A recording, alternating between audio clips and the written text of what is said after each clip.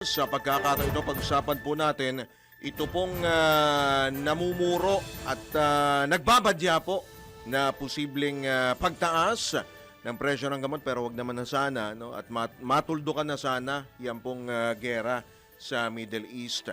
Nasa kabilang linya po natin ang kalihim po ng Department of Health, si Secretary Teodoro Ted Herbosa. Ted, magandang umaga po. Welcome po muli sa DWIC Aliw Channel 23. Drew Nasino po at John Ibanez. Ted, good morning. Good morning, John. Good morning, Drew. At good morning sa mga taga-subaybay ng DWIC. Opo. Salamat po sa inyong pong pagpapaunlak, Ted, dito po sa aming pong himpilan.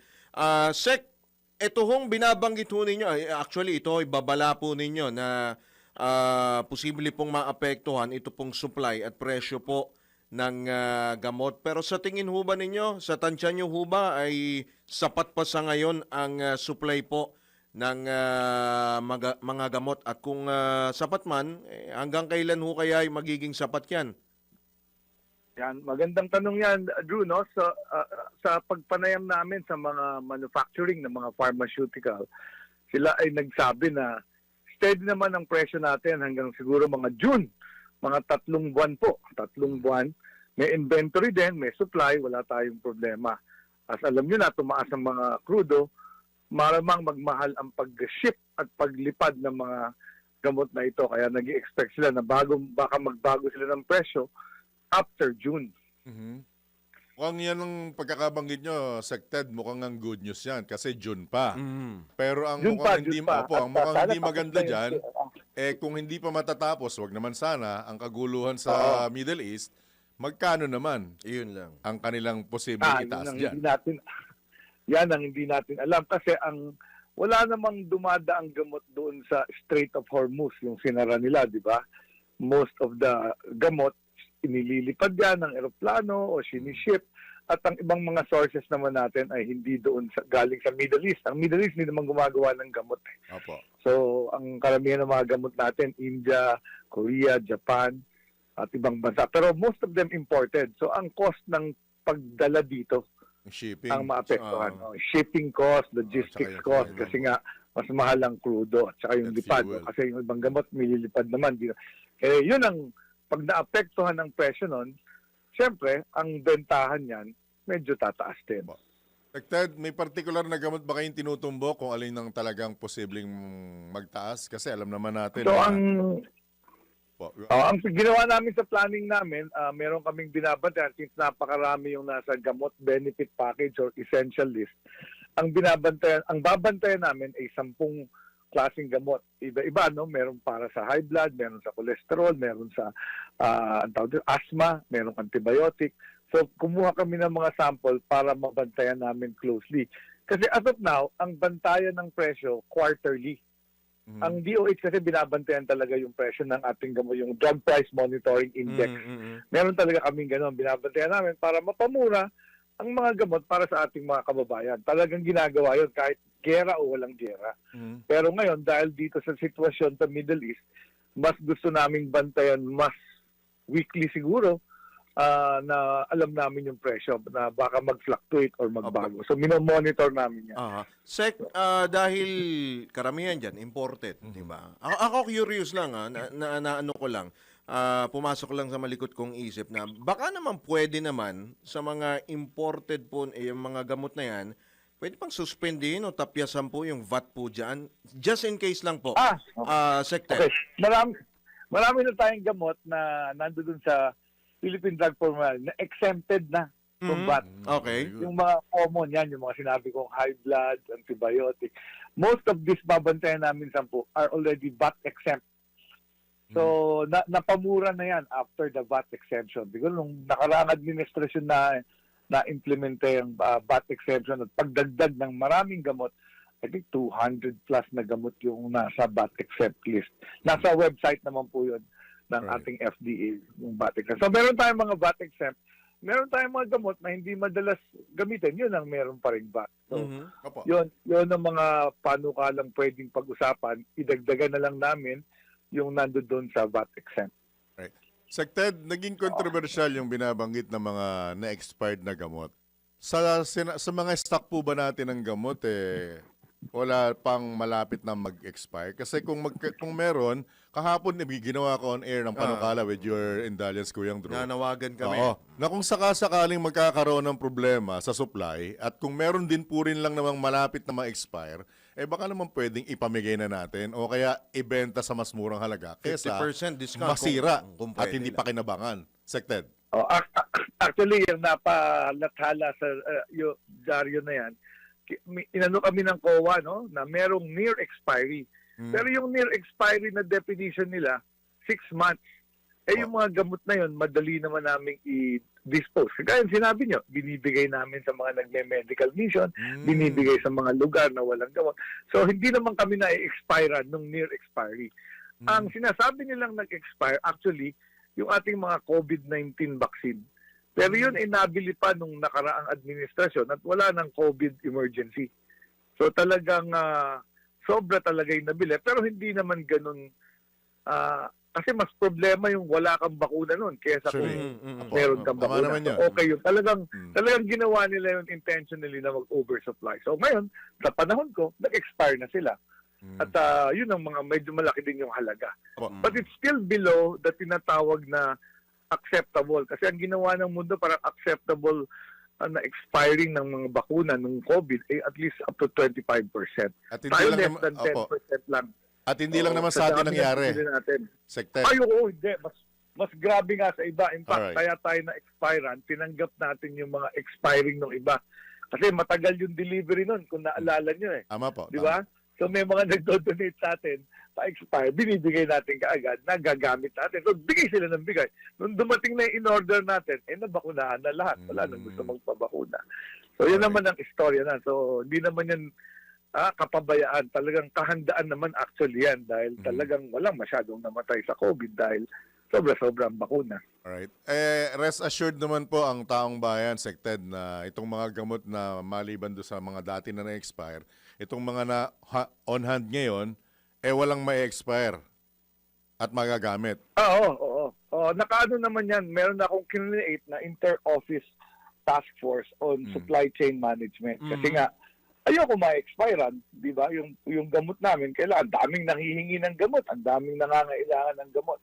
So kung ano man ang nasa inventaryo namin, kailangan nakadistribute yan sa iba't ibang probinsya, iba't ibang region, para iba-ibang, nag-ano nga kami yung tinatawag na purok kalusugan. Dinadala namin itong mga gamot sa mga pinakamalalayong lugar. Opo. Sected, just in case na kung sumirit nga ho talaga itong presyo, pwede din ho ba tayo mag-implement po ng price freeze sa gamot? Actually, wala tayong batas sa price control ng gamot. So, Yun. hindi yan regulated. Ang gamot ay hindi regulated. Unless yung declaration ng national emergency, Ayan, ang yun, pwede yun. So, pag-uusapan namin yan, siguro, isa na yan sa mga pinag-uusapan namin doon sa komite, yung uplift na tinatawag, kung ano yung mga gagawin paraan. Gamot, presyo ng gamot, ang isa sa pag-uusapan at pag-aaralan namin. Right. Arating na po ba sa inyo yung rekomendasyon or mungkahi ng Pharmaceutical and Healthcare Association of the Philippines, SECTED, na magpatupad po ng tinatawag na 6 na buwang National Inventory Buffer upang maiwasan po yung stockouts, at saka yung pagbuo ng tinatawag nilang National Medicines Logistics Command Center para may real-time monitoring po ng supply ng mga gamot, SEC. Correct. So yan, okay ang mungkahi na yan. Again, yan ang tinatawag nating asset management, no? Magkakaroon ka talaga ng stockpile. Pagka nag-stockpile ka, pwede kang magkaroon ng expiry. Yan ang ginawa natin ng COVID-19, di ba? Nag-stockpile tayo ng bakuna, kaya kahit sa ang vaccination center, merong bakuna, di ba? So, kung wala man, distribution problem lang. So yan, magandang mungkahi yan. Ang na-realize ko, parang less than 6 months ang ating inventory kasi maganda naman ang importation. So baka nga pag-usapan yan kung ano talaga ang pangangailangan at ano ang sitwasyon. So very dynamic, Drew eh. Kasi hindi mo alam ang sitwasyon kung magkakaroon na ng anong tawag dito, ceasefire o sana naman magkaroon na ng ceasefire. Ang inaabangan Sana natin naman. lahat tayo apektado eh. Tama. tama, lahat tayo apektado kasi nga dahil sa pagtaas ng presyo ng gasolina at diesel. Pero, yan ang Apo. Sected, with your indulgence, bukod po doon sa presyo po ng gamot, how about naman po, eto baka makalimutan ko lang kasi, yung singil po sa mga ospital kasi last time kausap natin Private. ang mga private hospitals organization na posible po sila magpatupad po ng dagdag singil kung sakali nga po na magpatuloy pa nga po itong krisis po na nararanasan natin. Oo. So ang mungkahi namin, nadinig nyo na siguro yung binungkahi ng Department of Health, yung unbundling ng gastos. Saan ba talaga tumaas, di ba? Tumaas ba ang kuryente? Tumaas ba ang supply ng gamot? Kasi kung hindi naman tumataas pa, ano ang rason nila pagtaas? Gasolina na sasakyan nila. Lahat naman tayo apektado doon. So baka hindi yun So ang recommendation namin, i-unbundle yung presyo. Di ba parang sa cellphone mo, alam mo kung sinong tinawagan mo, ano yung ilang minuto, magkano yung bayad. So parang ganun din ang recommendation na kung kayo magtataas, sabihin nyo kung ano yung tataas. Hindi yung nakatago lang na 5% increase. Sa public, wala naman po. Sa public, wala kaming planong magtaas. Ang mangyayari sa public, Drew at John, meron kaming budget. Yung budget namin, pag ganitong gamot ang nabibili, ganito ang supply na makukuha ko. Pero pag nagmahal yung gamot, ang gagawin namin, kukontian namin yung bibili namin gamot na aabot yung budget namin. Kasi ang budget naman namin a year before bibigay na yan. So yun lang ang kaya mong bilhin dun sa presyo ng budget mo, kaya sa presyo ng gamot na dadating. So mag-a-adjust kami sa amount. So yung serbisyo, tuloy-tuloy pa rin yan. Wow. Ang nakikita ko lang ngayon, medyo dumadami din ang aming pasyente, di ba? Nag-zero balance Yun nga kami po. ni President BBM. Dumami talaga ng 20% ang aming mga pasyente sa ospital. At siyempre, because of that, may pila. Pero siyempre, hindi ka naman paghihintayin kung ikaw ay emergency. Kung ikaw ay emergency, unahin ka. Pero yung pwede maghintay, medyo pipila, magtsaga tayo kung gusto natin ng libre talaga. So, Sected, Makakuha ng zero balance. Opo. Assured ba ang mamamayan na hindi po maapektuhan yung zero balance billing ng nangyayaring intensyon? As of now, kung kaya natin, tuloy-tuloy with the budget allocated for 2026, tuloy tayo dyan sa zero balance billing sa lahat ng 83 DOH hospitals natin. Okay. With your indulgence, Ted, anong naghihintay ng reaksyon nyo kung hindi pa po kayo nakapagre-reacta? Kaugnay dito sa reklamo sa Office of the Ombudsman. Nabanggit nyo na po kanina yung tungkol sa bakuna. What about yung ilang gamot pa? Meron pa ba pong ibang involved dyan? Pakiklinaw nga po, Sec. Oo. So, sa Ombudsman, ang problema dito sa mga anonymous na nagpa-file ng kaso sa Ombudsman, I have to wait dun sa case kasi wala akong kopya ng complaint nila. Hindi naman kami pinagbigyan ng kopya noong anonymous complaint. So, dapat hihintayin lang namin kung ano ang findings ng Ombudsman at saka kami sasagot doon sa mga claims noong nag-file ng kaso. Ang problema, may mga nag-file marami na since last year. Wala pa akong natanggap kahit isa from Ombudsman. So, naghihintay kami, baka nag-iimbestiga pa sila.